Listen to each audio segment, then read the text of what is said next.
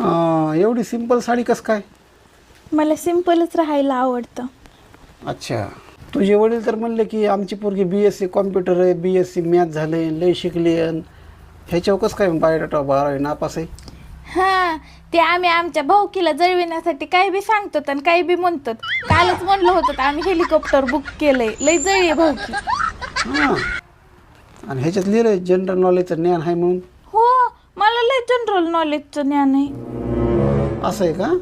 बरं, भारतामध्ये सगळ्यात जास्त बर्फ कुठं पडतो? गिलासामध्ये.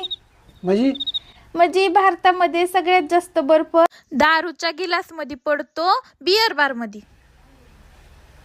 पाहुणा, गिलासातच बर्फ पडतो.